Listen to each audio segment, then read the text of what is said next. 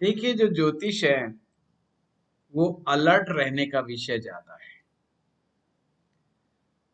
अक्सर हम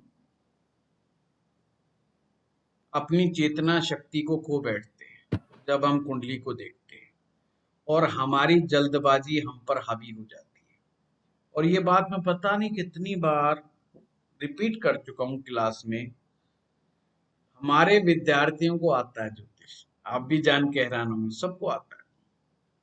गलती कहाँ खाते हैं? एक ही जगह, जल्दबाजी। आपको ज्योतिष में एक रिफाइननेस चाहिए, बस थोड़ी सी रिफाइननेस चाहिए। आंखें खोल करके रखनी होती है ज्योतिष में। आप में और मुझ में सिर्फ इतना ही अंतर है, जब हम लोग कुंडली देख रहे होते हैं तो हमारी आंखें खुली हुई होती हैं। आप में एक जल्दबाजी होती है, एक बेचैनी होती है। अच्छा, और वो बेचैनी जब ज्यादा बढ़ जाती है, जब कुंडली आसान लगने लग जाती है। ज्योतिष के फलित की एक खास बात बता देता हूँ। जब भी कुंडली आसान लगे तो सावधान।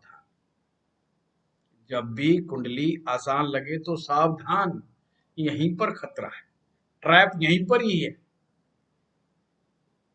हमारे गुरुजी कहा करते थे कि ज्योतिष को ऋषियों ने इस तरीके से बनाया कि जो इसकी कुंडली का जो नेटल चार्ट है ना, वो बिल्कुल इल्यूजन है,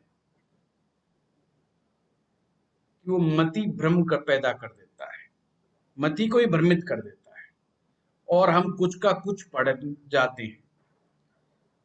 पढ़ेगा वो ही जो सच्चा ज्योतिष का विद्यार्थी है और सदैव सारी जिंदगी विद्यार्थी बन के रहना चाहता है, वो ही इसको पढ़ पाएगा। अदरवाइज वो इल्यूजन में ही चला जाएगा, वो इल्यूजनरी हो जाएगा मामला। और हम सूत्रों में ना जा करके जल्दबाजी करते हैं। और जो कुंडलियां बड़ी टेढ़ी मेढ़ी सी लगती है ना,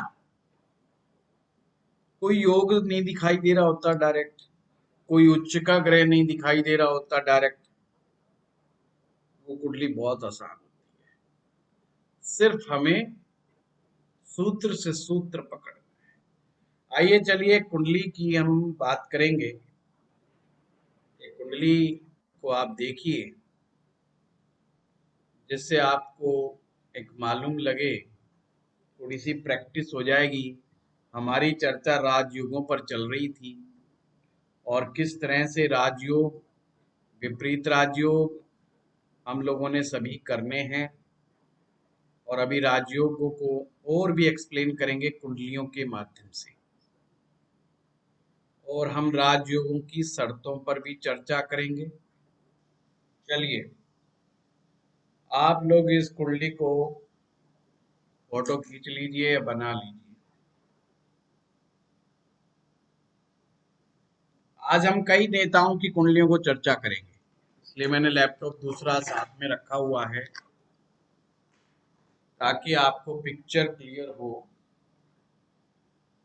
आप लोगों ने बना ली कुंडली? जी सर। जी सर। क्या इस कुंडली में कोई राजयोग बनता है? या आपकी परीक्षा भी है?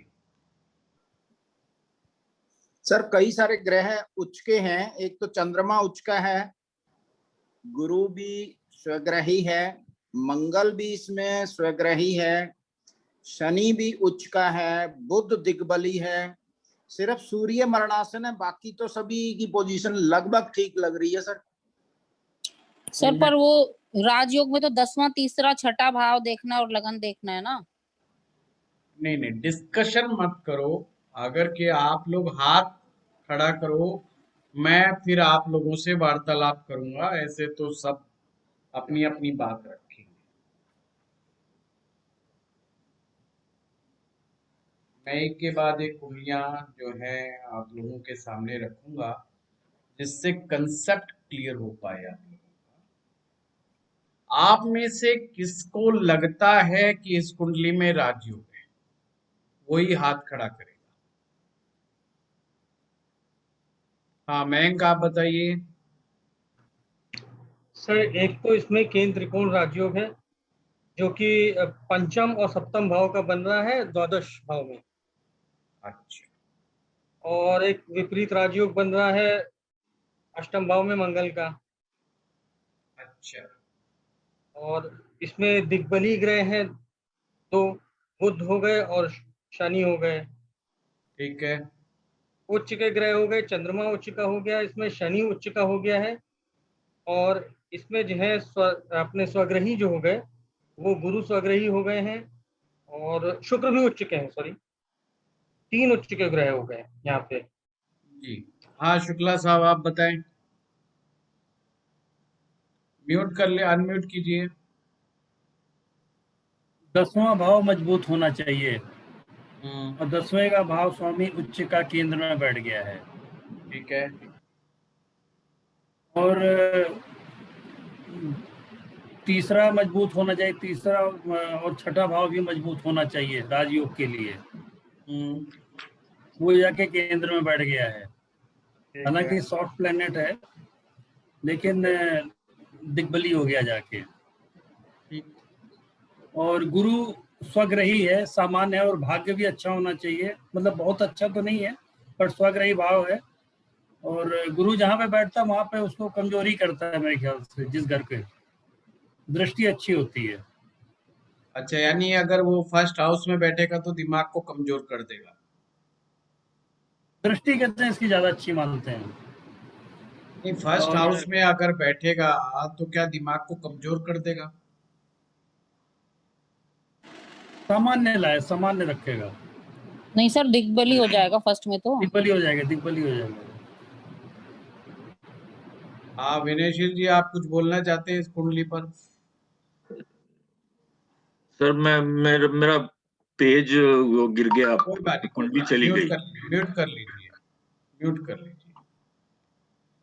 यहीं से आज हमने चर्चा आरंभ की थी। हम यही गलती अक्सर कर जाते हैं।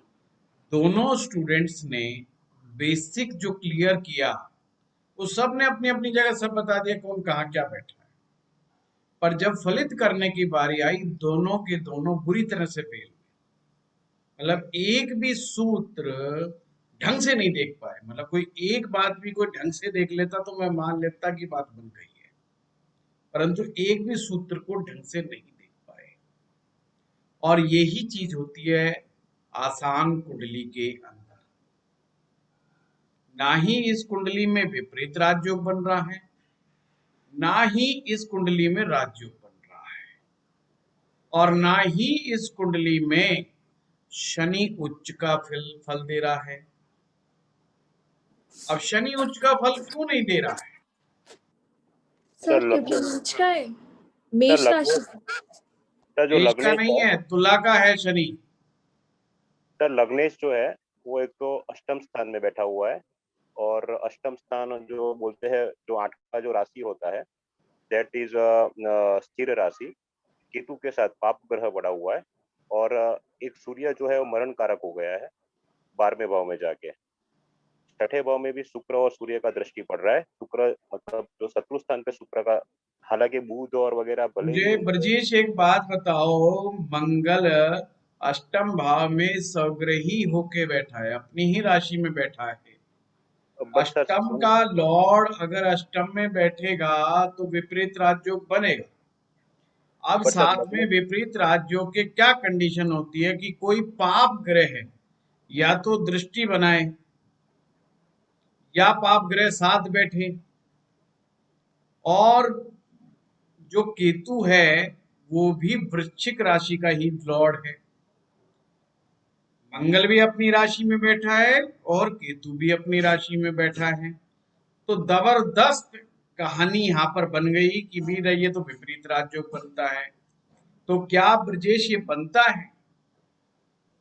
सर मंगल भले ही स्व राशि का है, बट वो लग्नेश होके उसका जो माइंड जो है दैट इज अष्टम में चला गया है। मतलब उस, और बुध जो एक्चुअली जो हम मानते हैं कि राजयोग के लिए एक अथॉरिटी पावर चाहिए, आदमी मुश्किलों से भागना नहीं चाहिए। बुध हमेशा व्यापार के दृष्टि से ही देखेगा, वो अथॉरिटी नहीं ले सकेगा। और मंगल लग्नेश की और सूर्य जो अथॉरिटी कारक जो 2 ग्रह होते हैं वो भले ही मंगल स्वगुरु ही है, लेकिन अष्टम स्थान में केतु जो फकीरों का ग्रह है उनके साथ बैठा हुआ है, तो युति तो ऐसे ही कर रहा है। और सूर्य जो ऑथोरिटी पावर है वो मरण कारक स्थान पे चला गया है। तो काफी काफी अच्छा ब्रजेश ने बताया है, बहुत ही अच्छा ब्रजेश ने एक्सप्लेन किया है।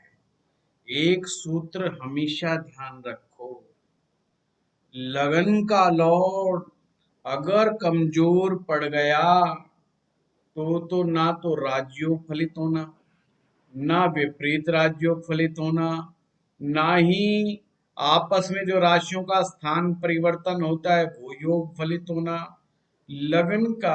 लगन जिस रेफरेंस में जितना कमजोर जाएगा उतना ही उत्तम कोटि के बनने वाले योग निष्फल हो जाएंगे।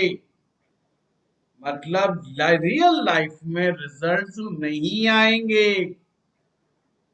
अब यहाँ पर इस बात को मत देखिए कि मंगल अष्टम में स्वग्रही हुआ, इस बात पर गौर कीजिए कि लगन का अधिपति अष्टम में गया और पाप ग्रह के साथ बैठा। राजनीति के लिए मैंने कौन से ग्रह बताए थे? सूर्य बताया था, वो ब्रजेश ने बड़ा अच्छा एक्सप्लेन किया, वो मरणासन हो गया। अब ये क्या मरणासन हुआ सूर्य यहाँ पर, कौन एक्सप्लेन करेगा? मैं सर। हाँ बताइए विनय जी।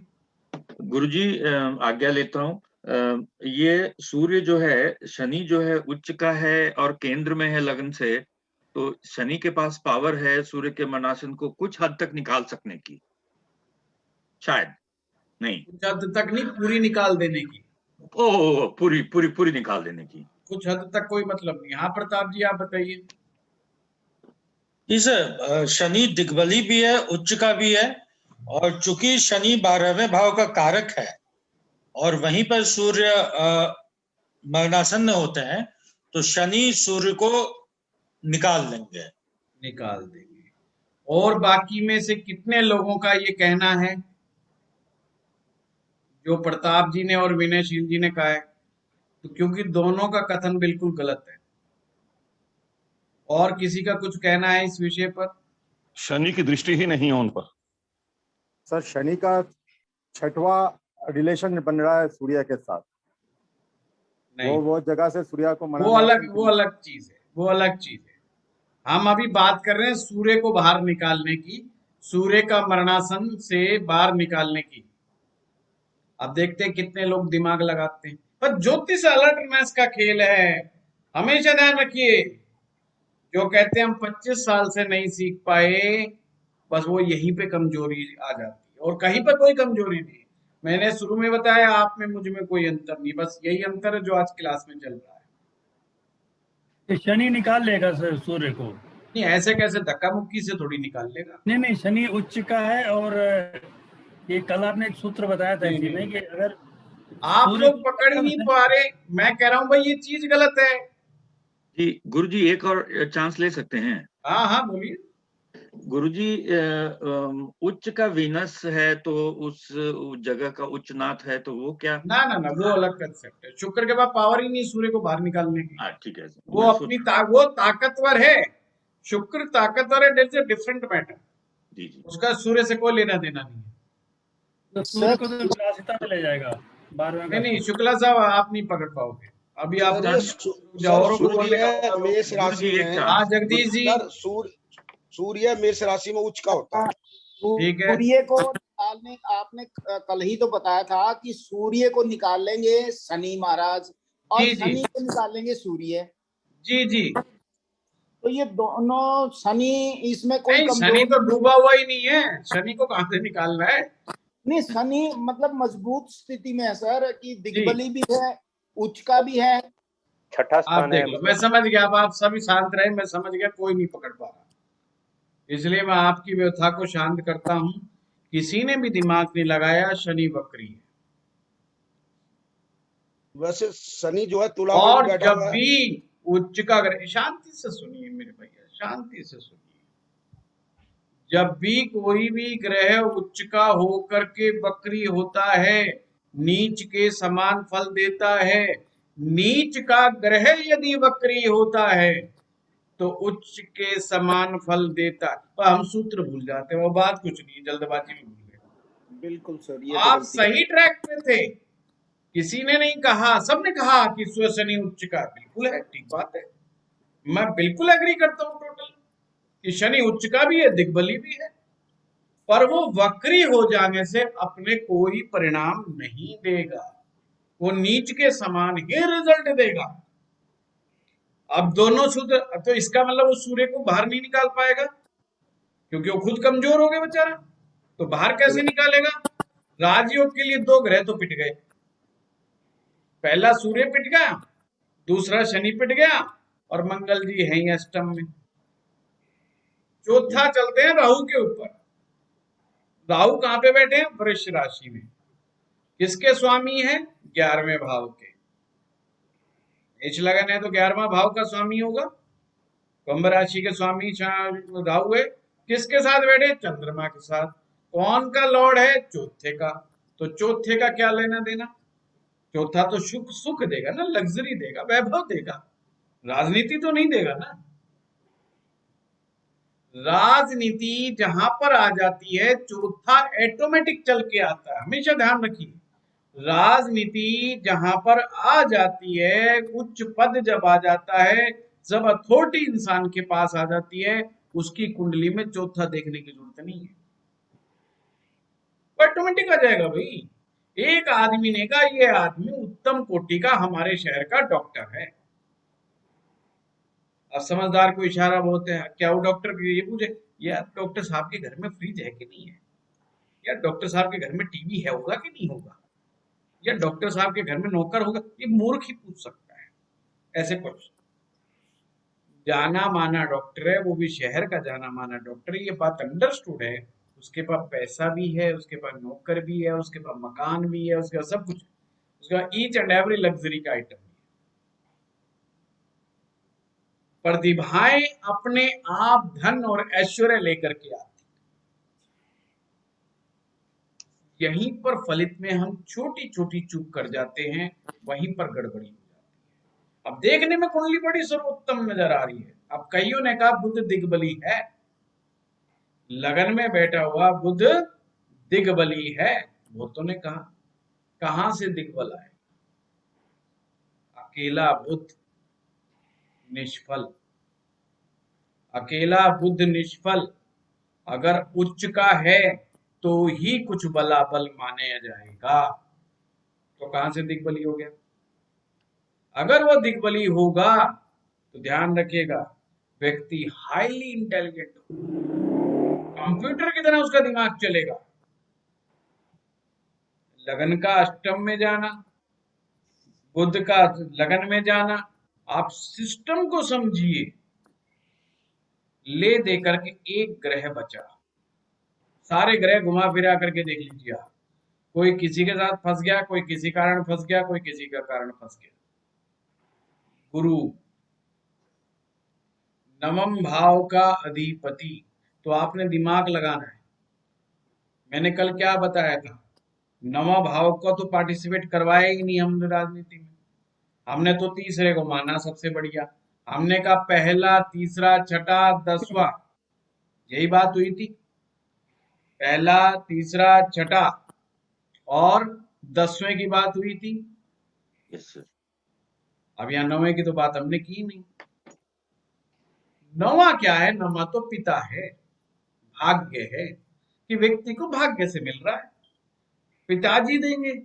अगर वो स्त्री है तो पति देगा। और जो भाग्य से जिसे मिलता है उसे हार्डवर्क करने की जरूरत ही नहीं है, क्योंकि और हार्डवर्क जिसे करने की जरूरत पड़ेगी उसका तीसरा स्ट्रांग होना चाहिए। जब तीसरा स्ट्रांग जब तक नहीं होगा, आप पराक्रम कब दिखाओगे?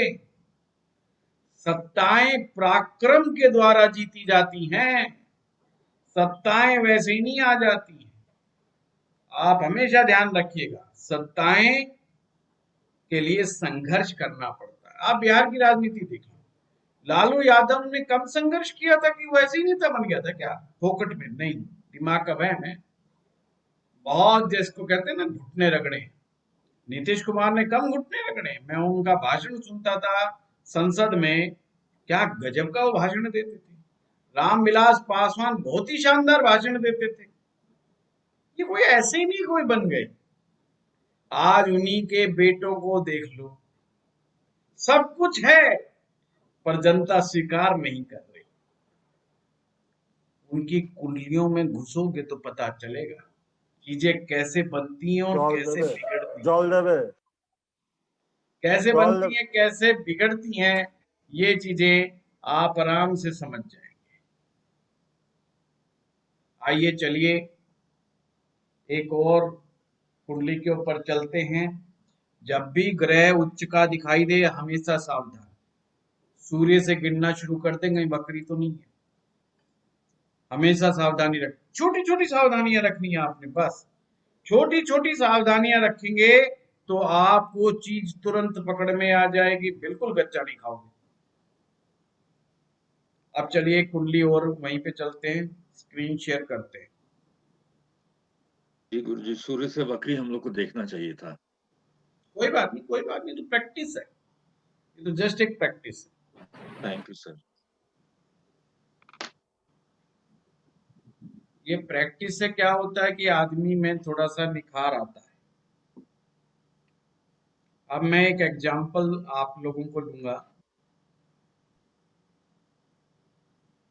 और इस बार बकरी लिखी दूंगा। कहीं फंसने फुसने का चक्कर नहीं करेंगे।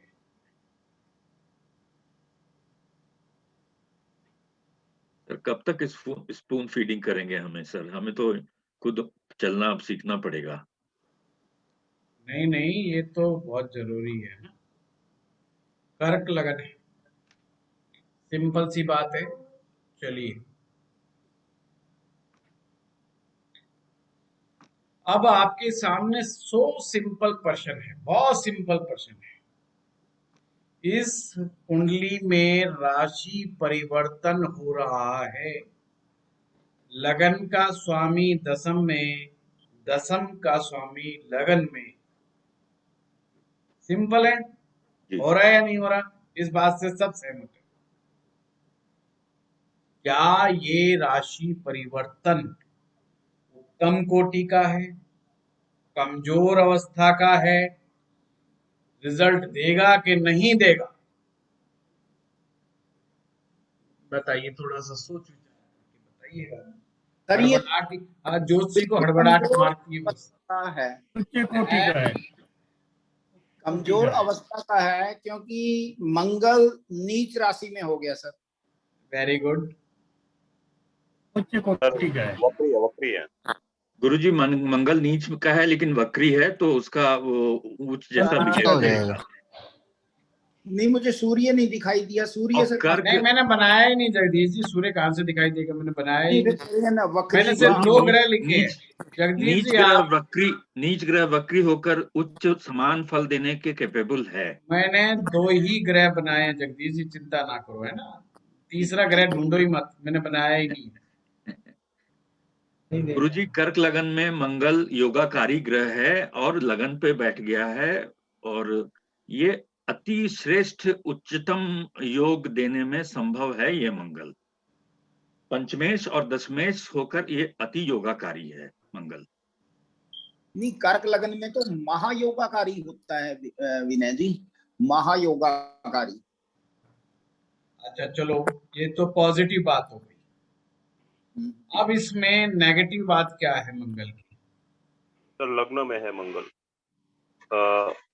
जो कर्क राशि है वो इमोशनल बेस्ड राशि है और मंगल का एक पापत्व उस पर पड़ता है, तो माइंड के बेस पे वेरी अग्रेसिव नेचर, मतलब वो कंफ्यूज रहेगा, मतलब इमोशनल, उसका अंदर से बोलेगा इमोशनल है लेकिन मंगल का पापत्व उस पे आता रहेगा। क्या ब्रजेश ये पाप ग्रह है? पाप ग्रह विनय जी जल्दबाजी मत कीजिए। नहीं, इस कुंडली में नहीं है, इस कुंडली में नहीं है। बस यही बात है, यही मैं पूछ रहा हूँ, क्या ये क्योंकि ब्रजेश ने एक लाइन, मैंने ना बस आप में ना थोड़ी थोड़ी रिफाइननेस लेके आनी है, वो आप बाकी सब जानते हो, आप ब्रजेश बहुत अच्छा बोल रहा है, नो डाउट। जो है ब्रजेश ने बोला कि ये पाप ग्रह का लगन पर बैठना, तो पहली बात ये पाप ग्रह नहीं है, ये इस कुंडली के लिए शुभ ग्रह है, और शुभ ग्रह होकर के लगन स्थान पर बैठा है। क्या ये दिमाग को खराब करेगा? क्या ये इंसान को अग्रेसिव बनाएगा? क्या इंसान को ये इंटेलिजेंट बनाएगा? तो हम जब इन बातों पर विचार करते हैं तो हमें बड़े ध्यान पूर्वक समझना चाहिए। कर्क लगन में ये पंचम भाव का अधिपति है और दसम भाव का अधिपति है। पंचम का अधिपति और दसम का अधिपति है, सिंपल बात है, आप सब जानते हो। और ये वक्री हो गया। वक्री का मतलब मैंने आपको क्या बताया था? वक्री को बताया था कि इसकी पावर बढ़ गई है, ये शक्ति बढ़ गई है, तो पंचम की शक्ति बढ़ गई है। अब आप ये देखिए, पनीर की सब्जी है, कितने कितने अलग अलग एंगल से बनेगी। अब हमें ये देखना है, सिंपल इसको। नंबर 1, पनीर रूपी संतान, इस संतान के विषय में क्या कहा जाए? तो ये संतान का स्वामी भी है, ताकतवर भी है, शक्तिशाली भी है। अगर सिंपल हम देखें तो मंगल नीच का है, संतान नहीं होनी चाहिए, पर चूंकि ये वक्री हो गया तो संतान होगी और उत्तम कोटि की संतान प्राप्त होगी। वही बात बहुत बढ़िया हो गई। पंचम भाव बुद्धि भाव भी है, आपकी क्रिएटिविटी भी है, आपकी आर्ट भी है, पब्लिक डीलिंग भी है, सब कुछ है, आप जानते हो, मंत्र साधना भी, बहुत सारी चीजें, वो भी शक्तिशाली हो गई। दसम भाव भी शक्तिशाली हो गया, बकरी हो गया, यानी कर्म का मामला भी श्रेष्ठ हो गया। फिर भी प्रॉब्लम है। ये प्रॉब्लम कहाँ है? प्रॉब्लम है ग्रह के वक्री होने में। मैंने हमेशा आपको एक बात बताई, ग्रह वक्री हो गया अच्छी बात है, पर खुश मत हुई। वक्री ग्रह के परिणाम राहु के समान भी होते हैं। किस मामले में? किस मामले में? मन स्थिति पर, जो ब्रजेश ने एक्सप्लेन किया है कि मन से वो कंफ्यूज रह सकता है, अनडिसाइसिव रह सकता है, पर ये मंगल के परिणाम नहीं है।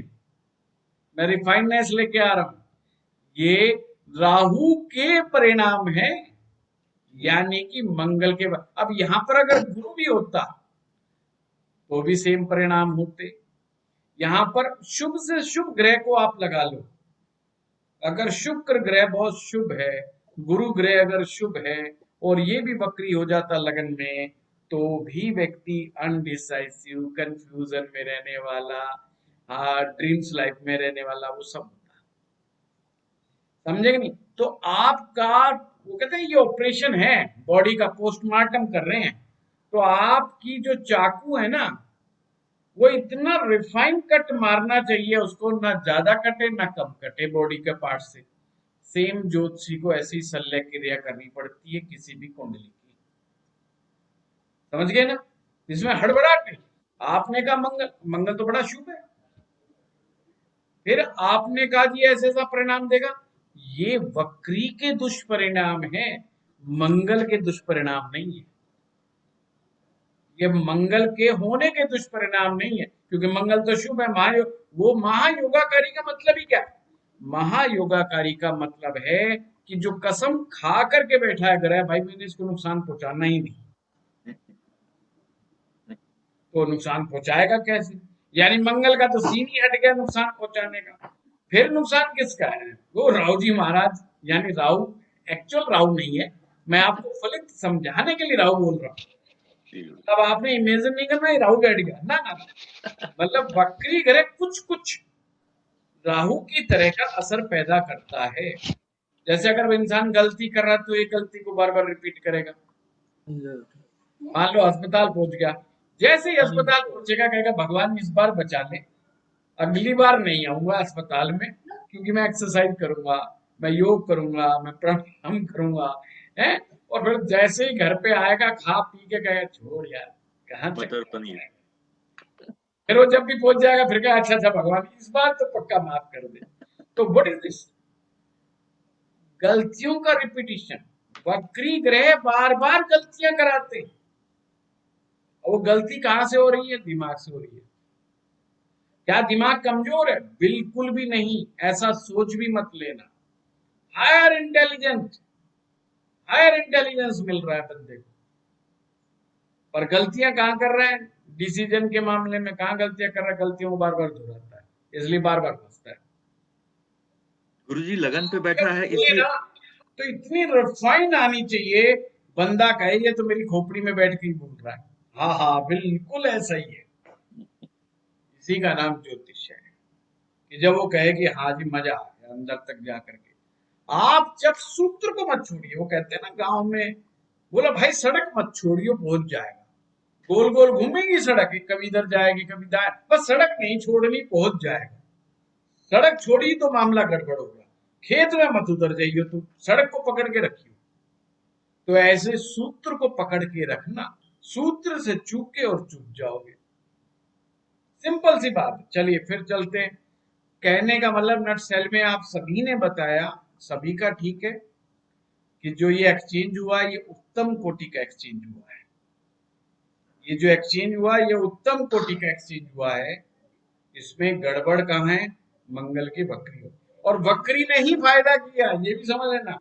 उस व्यक्ति का फायदा भी मंगल है, उसी ने किया। अब देखो चीज होगी नहीं कंट्राडिक्टरी, इसे ही के लोग कह देते कंट्राडिक्टरी। ये कंट्राडिक्टरी नहीं है साहब।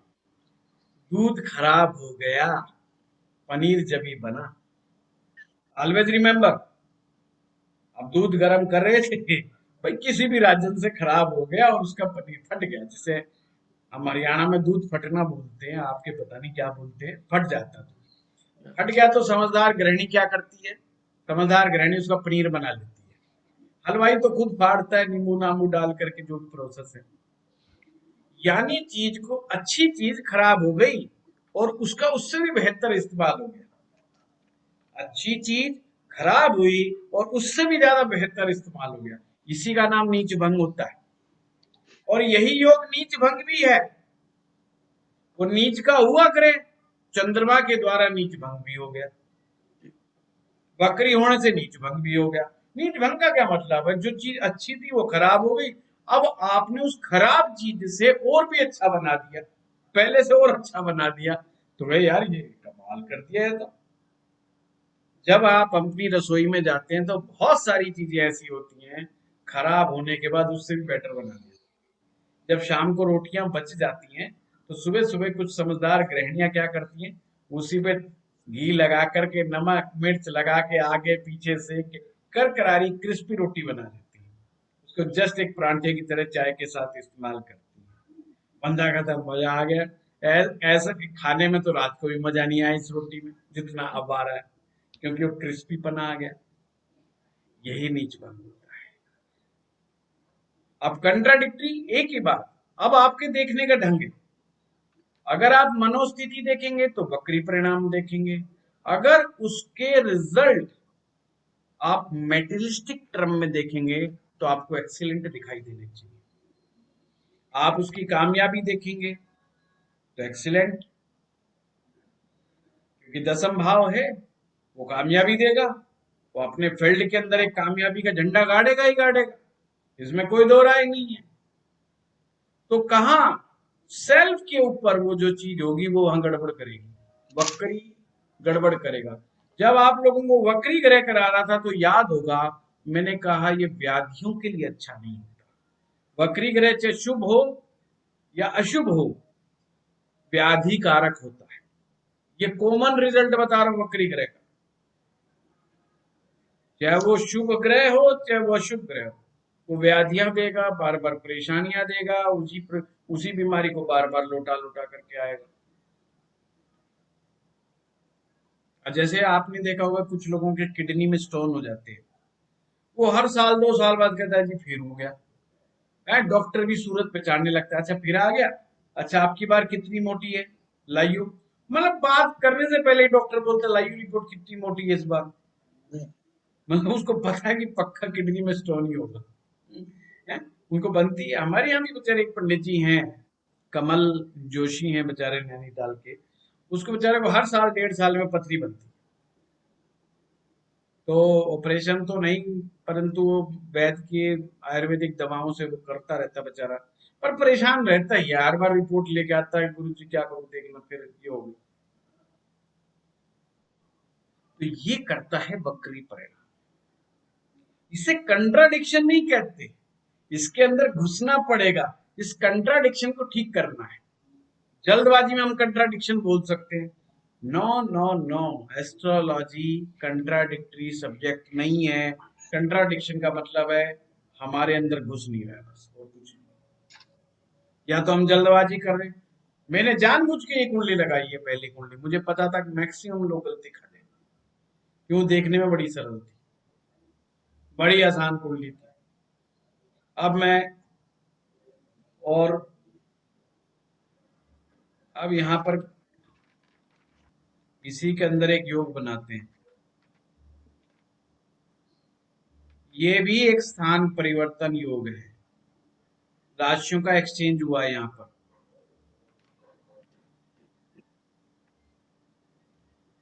दूसरे भाव का स्वामी सप्तम में और सप्तम का स्वामी दूसरे में। लगाइए आप लोग, दिमाग लगाइए जब तक मैं आपके लिए कुंडली निकाल रहा हूँ। सर 2 मार्क स्थान के ग्रहों का परिवर्तन प्रबल मार्केस हो गए दोनों सन और 6-8 का योग हो गया। हाँ जी, अब क्या कहना है आप लोगों का? 6 और 8 का योग है ये। है जी, 6 स्थान परिवर्तन के साथ एक दूसरे 6 और 8 में बैठे हुए हैं। तो 2 मार्केश दो प्रबल हो गए, अब एक दूसरे का स्थान एक्सचेंज कर लिया और प्रबल मार्केश में कन्वर्ट हो गए। नहीं, डबल मार्केज क्या होता है ब्रजेश? प्रबल सर, प्रबल। प्रबल एक मार्केज दूसरे को कैसे बचाएंगे बनता ना, फिर तो बचाएंगे एक दूसरे को, बिगाड़ेंगे नहीं फिर। प्रबल मतलब सर शक्तिशाली मार्केट हो गए, ज्यादा पावर मार्केट। चलिए, और कोई कुछ कहना चाहेगा? ये तो एक दूसरे के घर को बचाएंगे, बिगाड़ेंगे नहीं। क्यों? सूर्य दूसरे भाव में बैठा हुआ सा बिहेव करेगा और शनि सप्तम में बैठा हुआ सा बिहेव करेगा, और कोई ग्रह अपनी राशि में बैठ के अपने भाव की हानि करने से राजी नहीं होगा खुशी खुशी। इसमें सर्वप्रथम आपको क्या दिखाई दे रहा है? शनि के बारे में क्या दिखाई दे रहा है? कि शनि रेट्रो है और यस, शनि रेट्रोग्रेड है। Yes sir. सप्तम का भाव का स्वामी अब कैसे परिणाम देगा? शनि तो ताकतवर हो गया जी, अष्टम का लॉर्ड भी ताकतवर हो गया जी, हो गया हो गया सर। अब एक्सचेंज है। अब एक्सचेंज क्या हो गया? दोनों ने एक दूसरे की जगह को बदल लिया। जी, एक इमेजिन करो, एक दूसरे की जगह बदल गया। तो शनि कहाँ आ गया? सप्तम में। जी। अब शनि को कौन सा बल मिल गया? दिग्बल। दिग्बल मिल गया। देखा एक्सचेंज, एक दूसरे से षडाष्टक है। ये एक्सचेंज एक दूसरे से षडाष्टक है कि नहीं? सिंपल है, एक दूसरे से षडाष्टक है, और षडाष्टक का एक्सचेंज अच्छा नहीं होता। भाई हमने जब एक बार बताया था कि जो एक्सचेंज होते हैं केंद्र का केंद्र से हो जाए, प्रसाद जोरी जी, हाँ बताइए क्या बोलना चाहते हैं, बताइए आपका। हमारे पास आपकी आवाज नहीं आ रही।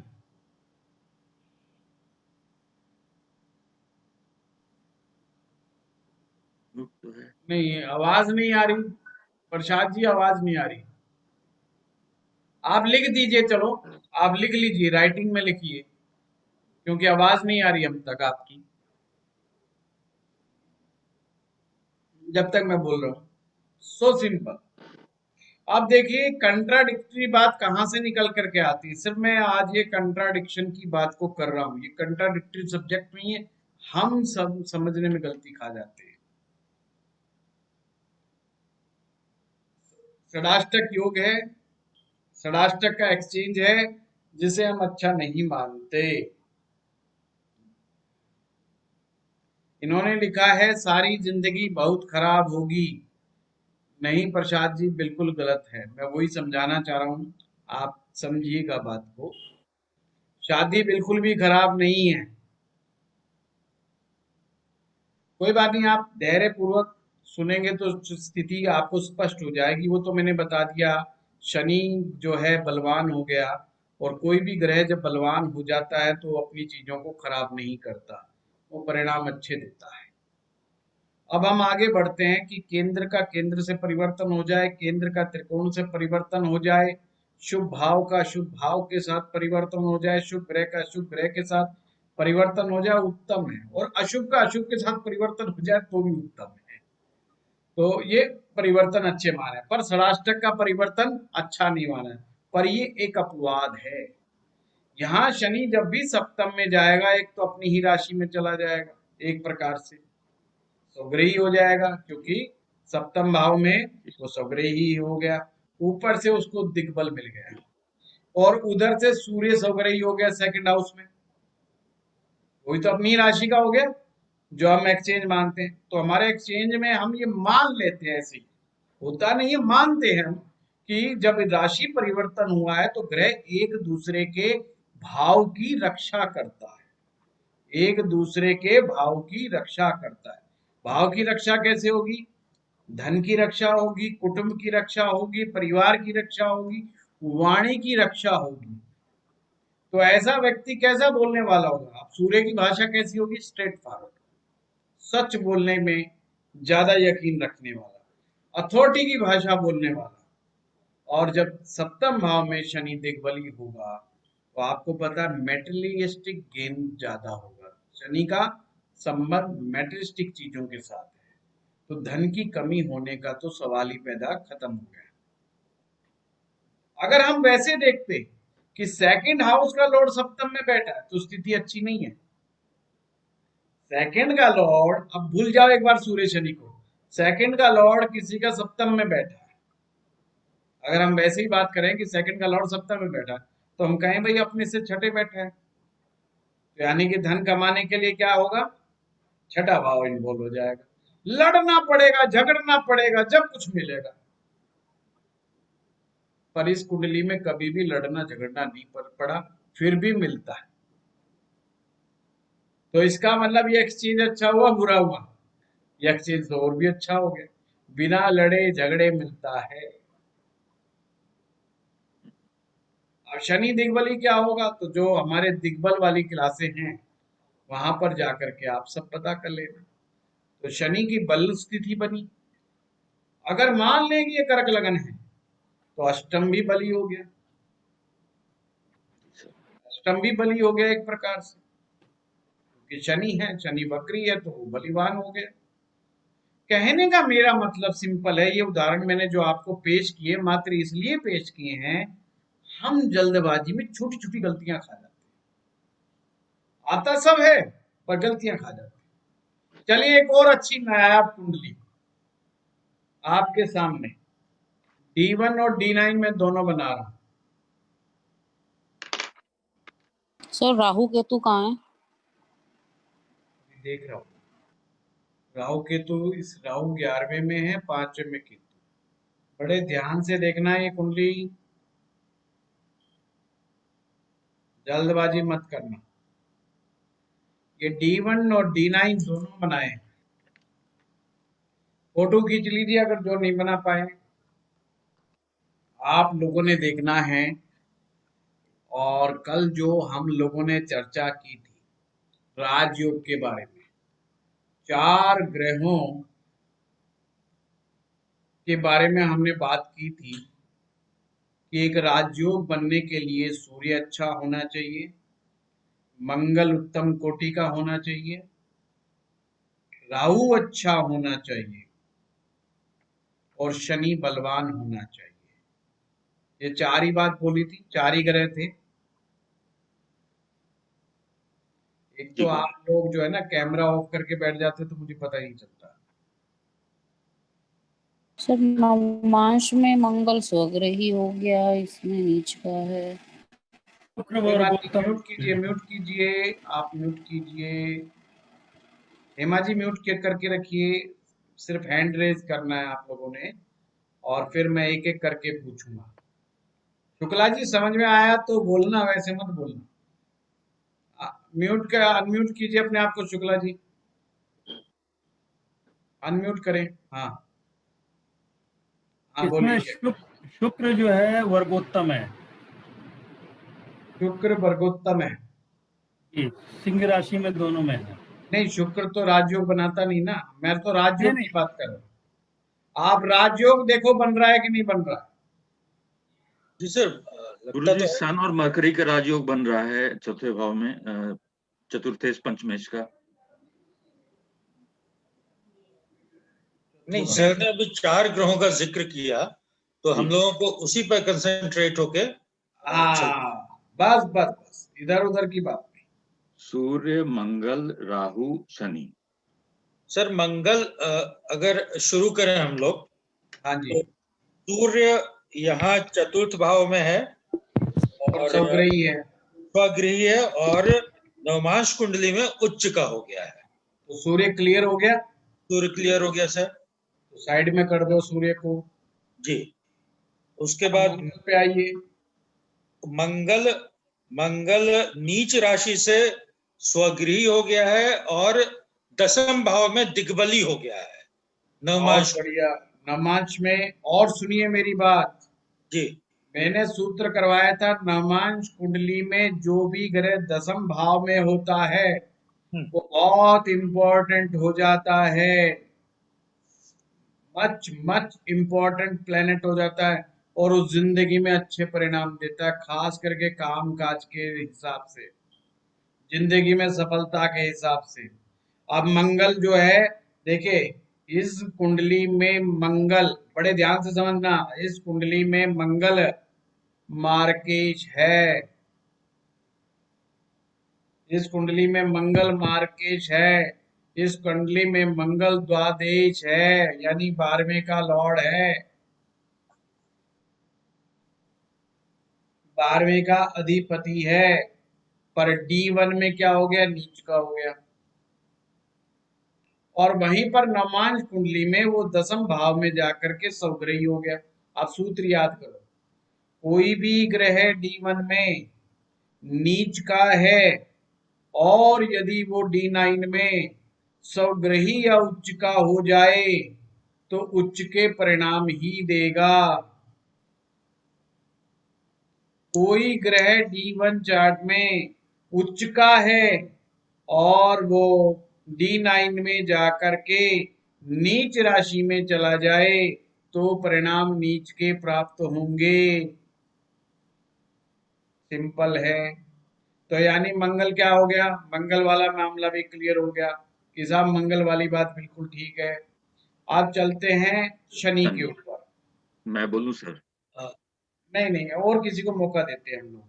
शनि पे कौन बोलेगा, किसको समझ में आ रहा है? हाँ सोविक साहब, सोविक बोलेंगे। सर शनि क्या बकरी हो गया सर? नहीं, बकरी कहाँ से हो गया? Ninth house. हाँ बकरी हो गया, सॉरी सॉरी, हाँ बकरी हो गए शनि। तो वो उच्च का नीच हुए है, अगर उच्च का मतलब वो आपका पावर मिल गया शनि को। जो भी ग्रह नीच राशि में होगा अगर वो वक्री हो जाए तो उच्च के परिणाम देगा। क्लियर है? यही बात अभी कर्क लगन वाले में मैंने बताई थी आप लोगों को। और शनि इस कुंडली का महायोगाकारी ग्रह है, समझने वाली बात है। इस कुंडली का शनि महायोगाकारी ग्रह है और सर्वोत्तम वो भी हो गया नीच का होकर के वक्री हो गया, जिसके कारण से वो उच्च के परिणाम देगा। क्लियर है? राहु के ऊपर कोई डाउट ही नहीं है। राहु पहले ही लाभ भाव में बैठा है, D1 में भी लाभ में बैठा है, D9 में भी लाभ में बैठा है, तो चारों ग्रह क्लियर हो गए। अब भावों के ऊपर आते हैं एक एक करके। सर शनि में एक मिनट सर, शनि और बेहतर हुआ क्योंकि एक तो वर्गोत्तम है जी, और उसका इसमें D9 में नीच भंग हो रहा है। D9 में नीच भंग भी हो रहा है। बिल्कुल, आपने बहुत सही कहा है। तो कुल मिलाकर के शनि अपनी अच्छी खासी हालात में नट शनि सेवन में ये चीज- पादकेश भी है ना सर इसमें?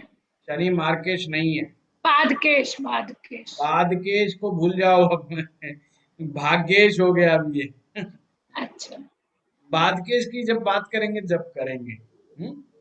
चलिए अब आते हैं, हमारी बात थी पहला भाव, तीसरा भाव, छठा भाव और दसम भाव अच्छा होना चाहिए, और उसके बाद भी मैंने ये कहा बाकी जो सब चीज अच्छी होंगी इनके अलावा वो उसका बोनस पॉइंट है, ये नहीं कि उसका खराब करेगा, वो उसको एड ऑन होगा।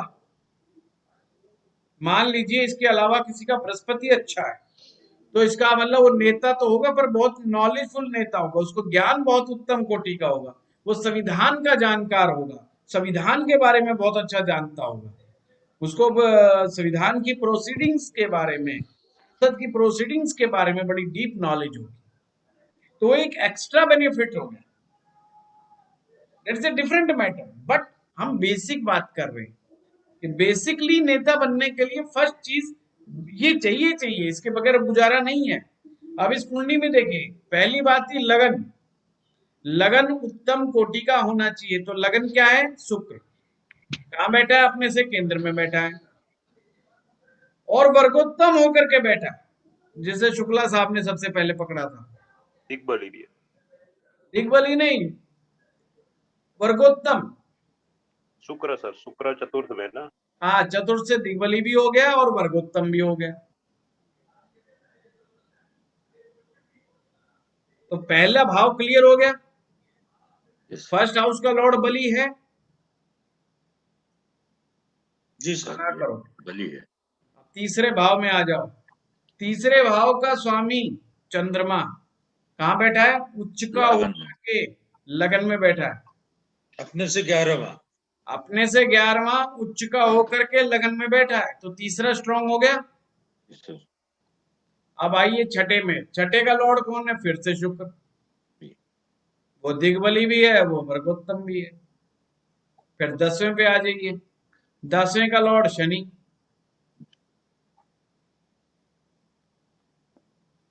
बल्ले बल्ले, हो गया सारी कंसेप्ट क्लियर। वो बात अलग है, अब शुक्र जी महाराज वर्गोत्तम है, वर्गोत्तम है, पैसा बहुत है, लग्जरी बहुत है, वो कोई दिक्कत नहीं। अब इसमें जो भी चीज एड ऑन होगी, मतलब नेता बनने का सूत्र क्लियर हो गया, नेता बनने का सूत्र क्लियर हो गया।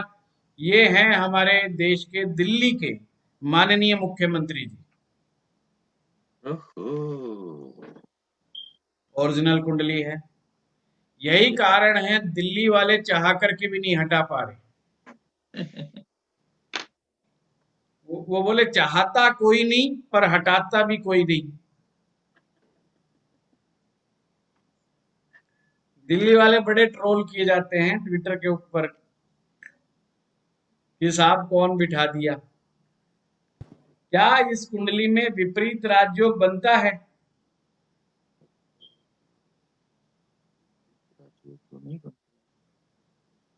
क्योंकि ये व्यक्ति विपरीत स्थितियों में मुख्यमंत्री बना है, ध्यान रखिएगा। ये एक बहुत बड़े जो है बवंडर का प्रतीक है, ये आंदोलन से निकला हुआ व्यक्ति है। और कमाल की बात तो जिसने आंदोलन किया उसे कुछ नहीं मिला, जिसने आंदोलन किया उसे कुछ नहीं मिला। यही होता विपरीत। विपरीत राजयोग का सबसे बड़ा उदाहरण आपको देखने को कई लोग मिलेंगे आपको अपने देश में, जैसे बिहार में जीतन राम मांझी। विपरीत राजयोग में प्रतिभा की कोई आवश्यकता नहीं, बस वो विपरीत परिस्थितियों में का बड़ा अच्छा लाभ उठा लेते हैं और उसका फायदा उठाते हैं। अब जीतन राम मांझी को टैग लग गया कि वो मुख्यमंत्री है, अब प्रतिभा है या नहीं है कोई मायने नहीं रखता। जैसे नीतीश कुमार ने अलग किया, मामला स्पष्ट हो गया कि भाई दम तो है ही नहीं, नेता हम तो नेता थे ही नहीं, हम तो खामखाई हो रहे थे। वो हम फिल्म बना करके चल रहे हैं आजकल, ये आप बना के चल रहे हैं, वो हम बना के चल रहे हैं। वो ऐसे परिणाम विपरीत राजयोग के होते हैं। इस कुंडली में भी बड़ा अच्छा विपरीत राजयोग बन रहा है। तीसरे भाव का लॉर्ड 12वें में, नहीं सॉरी, 12वें भाव का लॉर्ड जो है तीसरे में बैठा है। 12वें भाव का लॉर्ड तीसरे में तीसरे में बैठा है। तीसरा भाव, छठा भाव, 8वां भाव, 11वां भाव, 12वां भाव विपरीत राजयोग में पार्टिसिपेट करते हैं। इनमें से मुख्यतः छठा भाव, 8वां भाव और 12वां भाव मोस्ट इंपोर्टेंट है विपरीत राजयोग के लिए। उसके भी हम अगली क्लास में करेंगे क्या क्या टर्म्स कंडीशंस होनी चाहिए कि पाप ग्रह ही विपरीत राजयोग बनाते हैं। कोई भी ग्रह विपरीत राजयोग बनाए, जब तक पाप ग्रह का इंपैक्ट उस पर नहीं आएगा, जब तक विपरीत राजयोग फलित ही नहीं होगा। छठे भाव का स्वामी, 8वें भाव का स्वामी, 12वें भाव का स्वामी कमजोर होगा तो ही विपरीत राजयोग फलित होगा। अगर वो मजबूत होकर के निकल गया ना तो कुछ नहीं होना। और उसमें भी वही कंडीशन रहेगी, लग्नेश मजबूत होना चाहिए। लग्नेश अगर पिट गया तो विपरीत राजयोग भी काम नहीं करेगा, नीच भंग राजयोग भी काम नहीं करेगा और किसी भी प्रकार का राजयोग काम नहीं करेगा। ये सूत्र समझ लीजिए, कितना आसान तरीके से आप लोगों को बता रहा हूं, है ना। मैंने तो ये राजयोगों को सीखने के लिए इन नेताओं से मिला और बुद्धि ऐसे चकरा जाती थी, है कि अरे ये क्या कुंडली आ गई, ऐसी है क्या, कहीं नकली तो नहीं दे दी है। ये सच बताओ, मेरे साथ, मैं अंदर की बात बता रहा हूँ, आप तो मेरे परिवार की तरह हैं, आप लोगों को तो मैंने कोई ऐसा प्रदर्शन करना नहीं होता। जब मैंने फर्स्ट टाइम देखा इस कुंडली को तो मुझे लगा ये झूठी नकली कुंडली दे दी। वो हड़बड़ाहट में मिली थी, हम भी हड़बड़ाहट में थे, जल्दबाजी में कोई शांति प्रिय माहौल तो होता नहीं है। तो हमने देखा यार मंगल नीच का, तो दिमाग में तो वही था, बिना मंगल के आदमी नेताजी कैसे बन जाएंगे। शनि नीच में, अरे यार ये क्या हो गया यार। कुंडली में 5 चौथे भाव में जरूर, चौथे का और 5वें का बड़ा अच्छा कॉम्बिनेशन है, तो भाई लक्ष्मी नारायण योग तो बन गया। वो तो चीज एकदम समझ में आ गई। भाई पैसा तो बहुत होगा, तो चलो वो तो समझ में आता है कि पैसा बहुत होगा, क्योंकि जिस डिपार्टमेंट के अंदर कार्यरत थे वो पैसा है, वो तो पैसों का ही डिपार्टमेंट है, तो चलो समझ में आता है कि चलो भाई। पर इस तरह का राज्य कैसे बनेगा। तो जब मैं घर पर आकर के हमने बैठा और अध्ययन किया, I was surprised, totally surprised कि कुंडलियां किस तरीके से यू टर्न ले जाती। इसलिए मैं आप लोगों को कहता हूँ सावधानी पूर्वक लंबी लंबी श्वास खींच के प्राणायाम करके हे करा करो, आगे बढ़ा करो। जल्दबाजी करते हैं और वे कहते हैं समझ में नहीं आया। अरे समझ में कैसे आएगा, हड़बड़ाहट के कारण समझ में नहीं आया। थोड़ा सा लंबी सांस लेकर के खींच करके करो, फिर सब कुछ समझ में आएगा। तो फिर आज का चैप्टर का हम क्लोज करते हैं और इसी सूत्र के साथ, ज्योतिष कंट्राडिक्टरी सब्जेक्ट नहीं है। हमारी ये खोपड़ी है ना, ये कंट्राडिक्शन है, ये खोपड़ी कंट्राडिक्टरी होती है, इससे बड़ा कंट्राडिक्शन कहीं नहीं है। तो इसके कंट्राडिक्शन को बाहर निकालोगे तो सब्जेक्ट एकदम सहज हो जाएगा, सरल हो जाएगा। कितने फार्मूले याद होने चाहिए ज्योतिष के? अगर आपको 11 से 12 फार्मूले भी याद हैं, जस्ट एनफ अपनी लाइफ में, जस्ट एनफ। पराशर से 12, बस बस बस बस। और हम पता नहीं कहाँ कहाँ घुसे रहते हैं। ये भी ऊपर से भी सीढ़ी चढ़ा के भी ऊपर चढ़ जाओ, रस्सी से भी लटक जाओ, कुछ नहीं रखा। पराशर ऋषि के केवल मात्र 12 अगर सूत्र भी याद कर लोगे, कुंडली हाथ से नहीं निकलेगी जी, कुंडली हाथ से नहीं निकलेगी आप लोगों के। दिक्कत है हम 12 भी नहीं याद कर पाते। हम कहाँ जाते हैं, हम 144 पे चले जाते हैं सीधा 12 बारी 144। मतलब 12 से कुछ हो सकता है क्या? आसान चीज कई बार समझ में नहीं आती। इतना आसान होता है क्या? ऐसा थोड़ी होता है। It's a tough subject.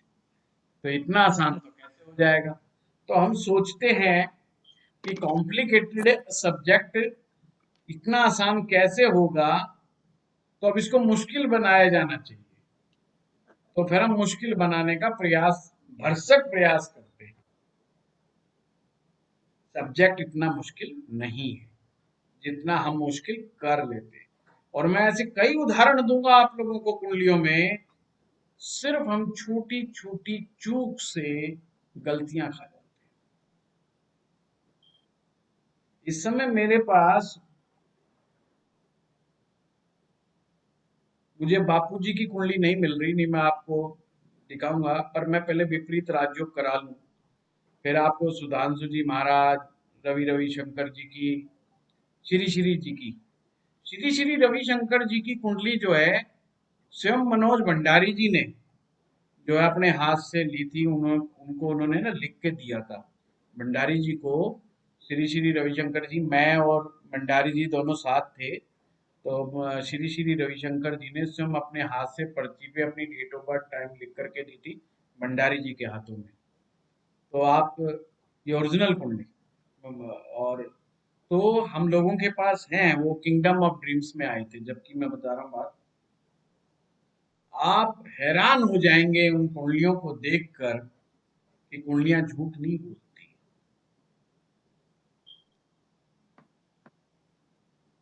हम ही कई बार या तो जाने अनजाने में, या तो अल्प ज्ञान की वजह से, या असंयम की वजह से चीज को नहीं समझ पाते। तीन ही सूत्र है ज्योतिष में, जब हमें जो नहीं, या तो अल्प ज्ञान यानी ज्ञान अधूरा है हमारा, या असंयम, धैर्य ही नहीं रखा, ओहो उच्च का ग्रह, ये भी उच्च का, ये भी उच्च का, ये भी उच्च का, हम कूद पड़े एकदम से कि आज तो हम किला फतेह कर ही लेंगे, आज आई कुंडली तो ढंग की है, सब तो हमें पता है आज तो बड़ी भारी समस्या है हमारी। गुरुजी, अल्प ज्ञान, असंयम और तीसरा क्या बताया था, बाकी लोग बताओ, कोई सुन रहा है ढंग से? मैं यही चेक कर रहा हूँ कि ढंग से सुन रहे हो कि नहीं। असंयम, बताइए तीसरा। तो लगता है रिकॉर्डिंग सुननी पड़ेगी। रिकॉर्डिंग सुनना, मुझे भी नहीं पता। इसका मतलब सो रहे हो आप तो। जल्दबाजी, मैं तो फटाफट नोट करने लगा, तब तो तीसरा दिमाग से उड़ गया। चलिए